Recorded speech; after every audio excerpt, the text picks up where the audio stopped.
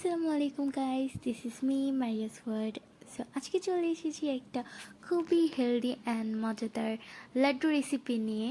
তো কিছুদিন আগে আমি লাড্ডুর একটা ছোট্ট ক্লিপ ছাড়ি, যেখানে স্টোরিজ অ্যান্ড ডিএম থেকে আমাকে অনেকেই কমেন্টস করে যে লাইক এটা কিভাবে বানিয়েছি, এটার মধ্যে কি কি ইনগ্রেডিয়েন্টস দিয়েছি। সো সব কিছু আজকে আমি এই ভিডিওতে আপনাদের বলবো।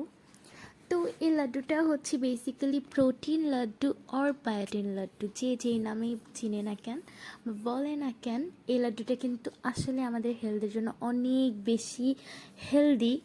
কারণ এই লাড্ডুটার মধ্যে আছে সব টাইপের হেলদি উপকরণ, যা আমাদের স্কিন গ্লোয়িং থেকে শুরু করে আমাদের হেয়ার ফলটা পর্যন্ত কমিয়ে আনতে পারে। সো চলেন আজকে এই হেলদি রেসিপিটা আপনাদের সাথেও শেয়ার করা যাক, যাতে আপনারা আমার মতো উপকৃত হতে পারেন। অ্যান্ড অবশ্যই রেসিপিটা যদি ভালো লাগে একটা like, comment and share please. তো আমি এখানে লাড্ডুর সব উপকরণ দেখিয়ে দিচ্ছি যে কী কী লাগে। এখানে আমি সব টাইপস সিডস ইউজ করেছি, সব টাইপের বাদাম ইউজ করেছি, আর এছাড়াও আমি এখানে আরও অনেক কিছু ইউজ করেছি, বাট আমি ওইটা আপনাদের একটা অ্যামাউন্ট বলে দিব কতটুকু নিতে হবে। তার আগে আমি এইটার র ফুটেজটা এই জন্য নিচ্ছি কারণ আমি অনেক কিছুই পরে এক্সট্রা অ্যাড করেছি। তো আপনাদের বোঝার সুবিধার্থে এটার আমি যতটুকু পরিমাণ বাজার থেকে কিনে নিয়ে এসেছিলাম ওই পরিমাণটি আপনাদের ফুল দেখিয়ে দিচ্ছি, যে এরকমের এতটুকু পরিমাণ আনলেই আপনাদের হয়ে যাবে। আমি যে অ্যামাউন্টের বানাচ্ছি ওই অ্যামাউন্টের লাড্ডু। আমার লাড্ডু হয়েছিল অলমোস্ট 60+।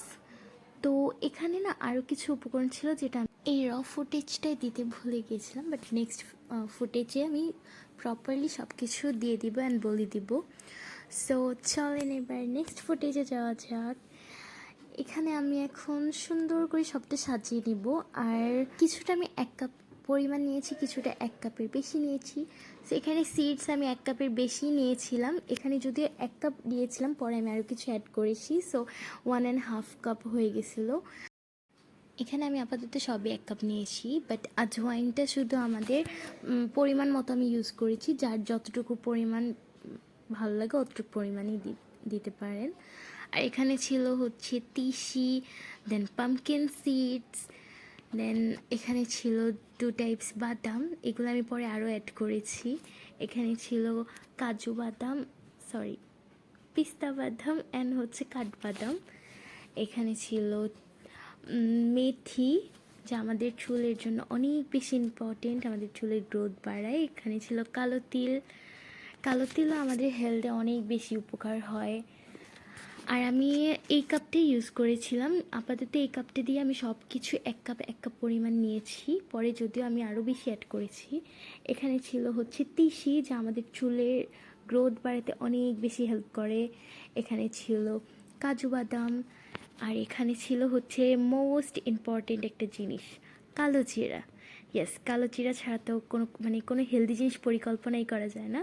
ওইটা ছিল সাদা তিল। আর লাস্ট ওয়ান ছিল আমাদের খেজুর, যা আমাদের এই লাড্ডুটায় সুইটনেস আনে। সো আমি সবগুলো জিনিস এখন চলে যাব কুক করতে। সো পেন নিয়ে এখন আমরা ডিরেক্টলি রান্নার প্রসেসে চলে যাব। তো ফার্স্টে আমরা হচ্ছে যেগুলো বড় টাইপস বাদাম বা আখরোট, আমরা ওইটাই ফার্স্টে দিব, দেন এটা কিছুক্ষণ রোস্ট করব, বেশি না, 1 কি 1.5 মিনিট রোস্ট করার পরই হচ্ছে আমরা বাকি বাদামগুলো দিয়ে দিব।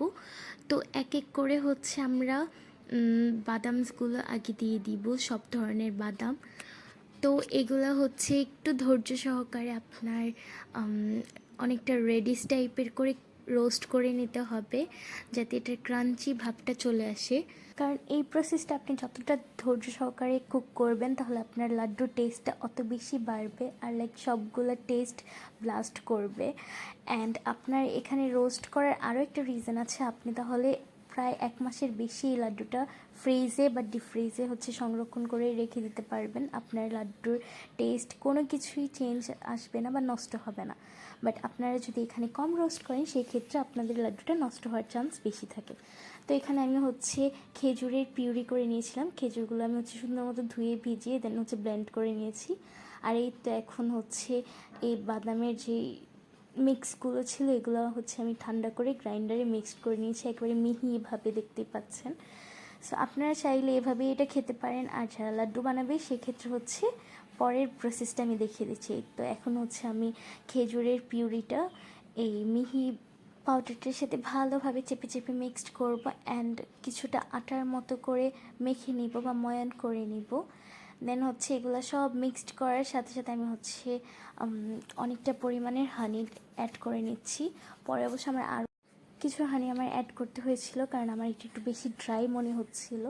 সো ড্রাইয়ের ক্ষেত্রে আপনারা একটু হানি বা হচ্ছে খেজুরের যে পিউরি ওটা যদি অ্যাড করে নেন তাহলে আপনার এটা পারফেক্ট হয়ে যায়। আর এই তো এখন হচ্ছে আমার স্ট্রাকচারটা একেবারেই পারফেক্ট। আর এই লাড্ডুগুলো আমি কীভাবে বানাচ্ছি সেটার প্রসেসটাও আমি দেখিয়ে দিচ্ছি আপনাদের। তো এভাবেই হচ্ছে আটার মতো করে এটা মেখে নেওয়ার পর দেন হচ্ছে হাত দিয়ে সুন্দর মতো চেপে চেপে কিছুক্ষণ শেপ করার ট্রাই করলে আপনার এটা সুন্দর মতো গোল হয়ে যাবে। আর এই কাজটা না একটু ধৈর্য সহকারে করতে হবে আপনাদের। এটা যত হচ্ছে প্রেস করে করে হচ্ছে আপনার এটা শেপ দেওয়ার ট্রাই করবেন, এটার স্কিনটা অত বেশি স্মুথ হবে আর শেপটাও সুন্দর মতো একেবারে স্কোয়ার হয়ে যাবে। তো এই তো দেখতেই পাচ্ছেন আমি এইভাবে চেপে চেপে সব কয়টা লাড্ডু বানিয়ে নিলাম। তো এখন এখানে রয়ে গেছে অবশিষ্ট কিছু তেল। এই তেলগুলো বের হয়েছে মূলত এই সিডস আর হচ্ছে বাদামগুলো থেকে। তেলগুলো কিন্তু অনেক উপকারী। তো আপনারা এগুলো ফেলে না দিয়ে ইউজ করে, আমি পরবর্তীতে এই তেলগুলো ইউজ করে ফেলি। সো এই তো আমাদের ফাইনাল লুক লাড্ডুর। লাড্ডুগুলো যদি এখানে একটু ছোট মনে হচ্ছে, বাট রিয়েলি কিন্তু এগুলোর শেপ একদম পারফেক্ট ছিল। আমি যেই শেপে বানিয়েছি ট্রাই করবেন এই শেপেই বানানোর, কারণ এটা যেহেতু প্রোটিন বার তো এইটা একটা পরিমাণ মতো খাওয়াই ভালো। আর এই তো এই লাড্ডুটা হচ্ছে আপনারা প্রতিদিন একটা করে খাবেন, একটা বেশি খাওয়া যাবে না তাহলে ওভার হয়ে যাবে ডোজ। সো আপনারা প্রতিদিন একটা করে লাড্ডু খাবেন। ট্রাস্ট মি, এটা যদি আপনারা কন্টিনিউ করেন এটা 2 মাস কি 3 মাস পর আপনারা নিজেরা একটা রেজাল্ট দেখতে পারবেন।